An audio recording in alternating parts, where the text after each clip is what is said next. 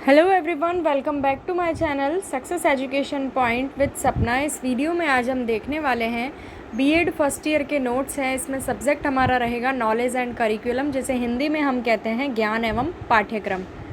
आपका जैसे कि पेपर जो है काफ़ी नज़दीक है इसका, तो मैं आपको बहुत ही इजी लैंग्वेज में नोट्स बताने वाली हूँ। इसका इम्पॉर्टेंट टॉपिक है ये पाठ्यक्रम, क्योंकि सब्जेक्ट का नाम ही है ज्ञान एवं पाठ्यक्रम। तो ज्ञान और पाठ्यक्रम दोनों से जो है क्वेश्चन बनते ही हैं।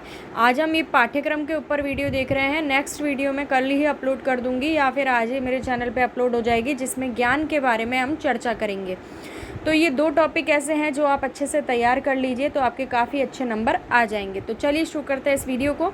इससे पहले चैनल पे अगर आप नए हैं तो चैनल को सब्सक्राइब कर लेना, बेल आइकन को प्रेस कर लेना, जिससे नेक्स्ट वीडियो की नोटिफिकेशन आप तक तुरंत पहुंच जाएगी। सबसे पहले हम देखते हैं पाठ्यक्रम का अर्थ क्या होता है, फिर परिभाषा, पाठ्यक्रम के उद्देश्य और लास्ट हम देखेंगे पाठ्यक्रम की विशेषताएँ। पाठ्यक्रम का अर्थ, पाठ्यक्रम को अंग्रेजी भाषा में करिकुलम कहते हैं। आप सभी को पता है पाठ्यक्रम का अंग्रेजी मीन होता है करिकुलम। करिकुलम शब्द की उत्पत्ति लैटिन भाषा के क्यूररे शब्द से हुई है, जिसका अर्थ है दौड़ का मैदान। जो करिकुलम शब्द है वो कहाँ से आया, उसकी उत्पत्ति कहाँ से हुई है? लैटिन भाषा का शब्द है क्यूररे, उससे जो है करिकुलम शब्द की क्या हुई है? उत्पत्ति हुई है, जिसका अर्थ क्या होता है? दौड़ का मैदान। क्यूररे शब्द का अर्थ है दौड़ का मैदान। यह एक दौड़ का मैदान है जिस पर व्यक्ति अपने उद्देश्यों को प्राप्त करने के लिए दौड़ता है। किस प्रकार का दौड़ का मैदान है ये? जिस पर कोई व्यक्ति अपने उद्देश्यों को प्राप्त करने के लिए क्या करता है?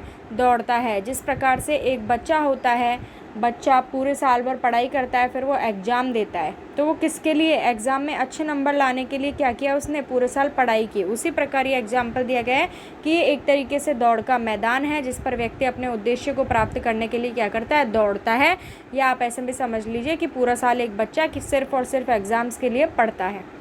जिस प्रकार एक धावक दौड़ कर मैदान को प्राप्त करता है, उसी प्रकार बालक भी पाठ्यक्रम रूपी दौड़ को पार करके, मतलब एक साल में वो बच्चा क्या करता है? पूरा अपना सिलेबस कंप्लीट करता है, क्योंकि उसको एग्ज़ाम में अच्छे नंबर लाने हैं। तो उसी प्रकार यह एग्जाम्पल दिया गया है यहाँ पे।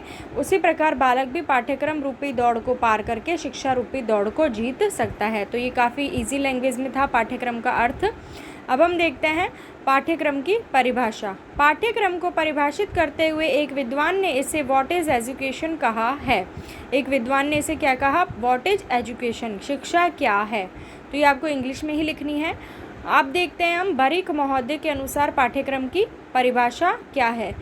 तो इन्होंने जो है बरीक महोदय ने परिभाषा दी उच्चतर जीवन के लिए। उच्चतर मतलब एक अच्छे खासे जीवन के लिए प्रतिदिन और 24 घंटे की जा रही समस्त क्रियाएं पाठ्यक्रम के अंतर्गत आती हैं। काफ़ी इजी लैंग्वेज में डेफिनेशन है कि उच्चतर जीवन के लिए और 24 घंटे की जा रही जितनी भी हम 24 घंटे में क्रियाएं करते हैं वो किसके अंदर आती हैं? पाठ्यक्रम के अंतर्गत आती हैं। अब दूसरी परिभाषा दी ले ने। ले के अनुसार पाठ्यक्रम का विस्तार वहाँ तक है जहाँ तक जीवन का। तो ये दो डेफिनेशन है, ये आप ज़रूर लिखिएगा पाठ्यक्रम के बारे में, क्योंकि एग्जामिनर का ध्यान जो है डेफिनेशंस पर ज़रूर जाता है, क्योंकि उनके पास इतना टाइम नहीं होता वो आपकी पूरी कॉपी चेक करें। तो डेफिनेशंस पे, अर्थ पे, उद्देश्यों पे, ऐसी चीज़ों पे उनका ध्यान जो है काफ़ी जाता है। तो आप डेफिनेशन बिल्कुल सही लिखिएगा। आगे है पाठ्यक्रम के उद्देश्य। तो इसमें फर्स्ट पॉइंट है विद्यार्थियों की विभिन्न आवश्यकताओं, योग्यताओं, दृष्टिकोणों तथा रुचियों की देखभाल करना। विद्यार्थियों की क्या क्या आवश्यकताएं हैं, क्या क्या योग्यताएं हैं, उनको क्या क्या आता है, उनका दृष्टिकोण किसी चीज़ के प्रति कैसा है, सकारात्मक है, नकारात्मक है, उनका इंटरेस्ट जो है किस में है, उनकी रुचि किस में है, इस सभी का ध्यान रखा जाना चाहिए। ये पाठ्यक्रम का पहला उद्देश्य। दूसरा, विद्यार्थियों को एक लोकतांत्रिक समाज हेतु वास्तविक रूप से उपयोगी और अच्छा नागरिक बनाने में सहयोग करना। विद्यार्थियों को क्या करना चाहिए? एक अच्छा नागरिक बनाना चाहिए। ये किसका दायित्व है? यह एक शिक्षक का दायित्व है। अगला है बालक को साहसपूर्ण समस्याओं का सामना करने तथा उनका समाधान उचित विधि द्वारा करने के योग्य बनाना। बालक को, एक शिक्षक को अपने स्टूडेंट को ऐसा बनाना चाहिए कि अगर उसकी ज़िंदगी में समस्याएं आ रही हैं तो उन समस्याओं से वो डरे ना, बल्कि डरने के बजाय उनका सामना जो है बिल्कुल हिम्मत से करे, साहस से करे। तो एक शिक्षक का ये दायित्व है कि बच्चे को ऐसा बनाए। फोर्थ, बालकों का चारित्रिक एवं नैतिक विकास करना, उनका चरित्र जो है उज्जवल बनाना, अच्छा चरित्र हो उनका, अच्छे नागरिक बन सके, जिससे कि वो, ताकि उनमें क्या क्या आ सके, न्याय आ सके, एकता आ सके, आपस में ईमानदारी आ सके, सहयोग की भावना से वो कार्य कर सके, सद्भावना आदि मूल्यों का क्या हो सके, निर्माण हो सके। 5वां, सीखने में सहायक वातावरण का निर्माण, जहां प्रत्येक बालक जीवन में सफल होने के लिए सीखता है। देखिए, बच्चे के चारों तरफ ऐसा एनवायरनमेंट होना चाहिए जिससे वो ज़्यादा से ज़्यादा सीख सके, कुछ अचीव कर सके, तो वैसा वातावरण बच्चे के आसपास में बनाना चाहिए। क्योंकि आपने देखा होगा कि एक जो बच्चा होता है, एक छोटा बच्चा ले लीजिए आप एग्जाम्पल के तौर पे, वो अपने आसपास के वातावरण से जितना सीखता है वो इतना किसी से भी नहीं सीखता। इसलिए कहा गया है वातावरण ऐसा होना चाहिए जो बच्चे को कुछ ना कुछ सिखाता रहे। 6 है, प्रत्येक बालक का बहुमुखी विकास हो सके। ऐसा नहीं है एक तरफ से विकास, हर तरफ से विकास होना चाहिए, चाहे वो नैतिक विकास हो, चारित्रिक विकास हो, मानसिक रूप से हो, शारीरिक रूप से हो, आर्थिक विकास हो, हर तरीके से बच्चे का विकास क्या होना चाहिए, सामाजिक, सांस्कृतिक, हर प्रकार का विकास बच्चे का होना चाहिए, बहुमुखी। अब है पाठ्यक्रम की विशेषताएं। फर्स्ट पॉइंट है इसमें, पाठ्यक्रम विद्यालय क्रियाकलापों का संपूर्ण कार्यक्रम है। अब विद्यालय में जितनी भी एक्टिविटीज़ होती हैं उन सभी का निचोड़ है क्या, पाठ्यक्रम। सेकंड है, पाठ्यक्रम गतिशील है। थर्ड है, पाठ्यक्रम अनुभवों का संग्रह है। जितने भी बच्चा कोई भी कार्य करता है तो उससे क्या मिलता है, उसको एक्सपीरियंस मिलता है, चाहे उसने सही किया चाहे उसने गलत किया तो उसको सही करने का अनुभव मिलेगा, और सही किया तो उसको और अच्छा करने का अनुभव मिलेगा। तो पाठ्यक्रम क्या है, अनुभवों का संग्रह है। पाठ्यक्रम उद्देश्यों की पूर्ति में सहायक, पाठ्यक्रम बालकों को उनके वांछित उद्देश्यों की प्राप्ति में सहयोग करता है। मतलब इन फ्यूचर वो अपने ज़िंदगी में जो भी अचीव करना चाहते हैं, पाठ्यक्रम उसमें क्या करता है, हेल्प करता है। दर्शन शास्त्र शिक्षा के उद्देश्यों का निर्धारण करता है।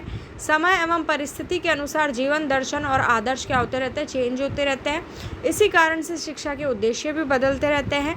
पाठ्यक्रम की शिक्षा के उद्देश्यों के अनुसार निर्माण करना होगा। जो आज का समय जो है डिमांड करता है कि आज ये आवश्यकता है, ये परिवर्तन होना चाहिए, तो उसी के अनुसार पाठ्यक्रम का निर्माण भी किया जाना चाहिए।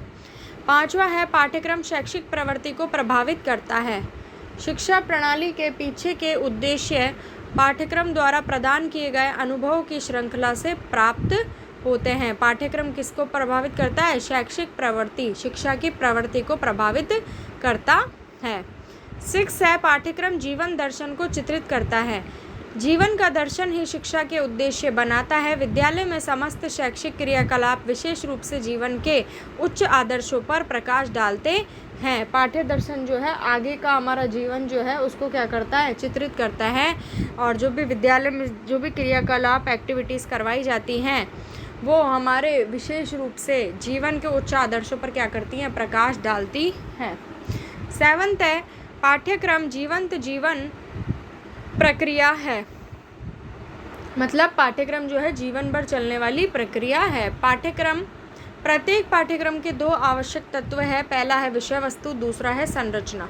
विषय वस्तु अधिगम अनुभवों का योग है। जो अधिगम मतलब सीखना, तो जो भी कुछ सीख के बच्चा अनुभव प्राप्त करता है, पहले भी मैंने आपको बताया।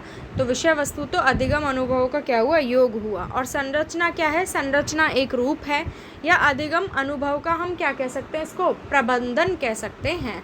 पाठ्यक्रम में ये दोनों ही महत्वपूर्ण हैं।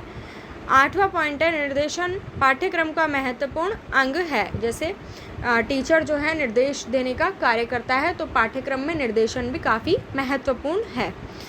अगला है, समाज तथा विद्यालय पाठ्यक्रम का अंग है, क्योंकि इनके मध्य रह के ही पाठ्यक्रम पूरा होता है, विद्यालय में और समाज में। तो ये दोनों किसके अंग हुए, पाठ्यक्रम के।